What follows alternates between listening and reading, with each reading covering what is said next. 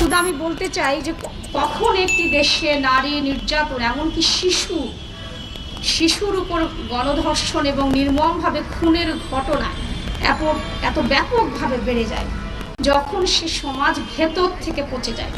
এবং আমরা দেখি যখন এটা তখনই আসলে বিচারহীনতার পর্যায়ে পৌঁছে যায় এবং ব্যাপক আকারে বেড়ে যায়, যখন সমাজের প্রভাবশালী অংশ এবং রাজনৈতিক ছত্রছাড়ায় লালিত তথাকথিত মানুষ নামের পশুগুলো ছাড় পেয়ে যায়, তখনই এই বর্বরতা শেষ সীমায় পৌঁছে যায়। যারা সরকারে আছেন, আমি 5 আগস্টের পর বাংলাদেশ, একটা নতুন বাংলাদেশ আমরা চেয়েছি, যেখানে নারীরা নিরাপদে থাকবে, নারীদের সম্মান রক্ষিত হবে, কিন্তু সেই স্বপ্ন আমাদের ধুলোয় ধূসরিত হলো।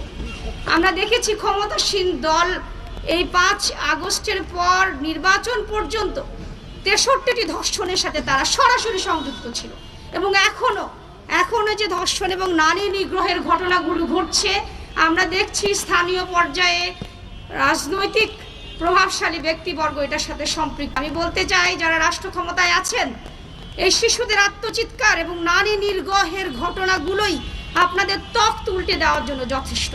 সুতরাং সতর্ক হন, এখনই পদক্ষেপ নিন। আমরা গ্রেপ্তার চাই না, শুধু গ্রেপ্তার, জনগণকে বুঝ দেওয়ার জন্য তড়িঘড়ি করে গ্রেপ্তার, আইওয়াশ আমরা চাই না। আমরা চাই তাৎক্ষণিক বিচার। আগামী 1 সপ্তাহের ভেতরে যারা এটার সাথে সংশ্লিষ্ট তাদেরকে সর্বোচ্চ শাস্তি, মৃত্যুদণ্ড নিশ্চিত করুন। এবং আপনাদের দলের যারা এটার সাথে সম্পৃক্ত, রাজনৈতিক দল যে পরিচয় হোক, সরকার হোক অথবা অন্য কোনো দল, অবশ্যই শুধু তাদেরকে বহিষ্কার না, সর্বোচ্চ শাস্তি নিশ্চিত করতে হবে। এবং নারী নির্যাতনের ব্যাপারে জিরো টলারেন্স আমরা সর্বক্ষেত্রে চাই। বিভিন্ন জায়গায় শিশুরা নির্যাতিত হচ্ছে, শিশুদেরকে হত্যা করা হচ্ছে পাশবিক নির্যাতন করে। আমরা তাদের সর্বোচ্চ শাস্তি দাবি করেই আজকের এই আয়োজন।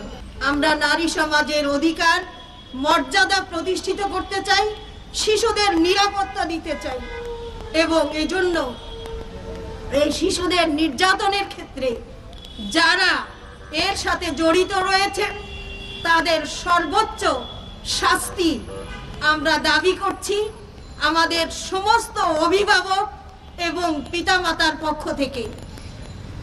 প্রিয় বন্ধুগণ, আমাদেরকে মনে রাখতে হবে যে আমরা পার পেয়ে যাচ্ছি ধামাচাপা দিয়ে, গ্রেফতার করে, কিছু সময় ক্ষেপণ করে আমরা আসল দোষীদেরকে আমরা শাস্তি দিচ্ছি না।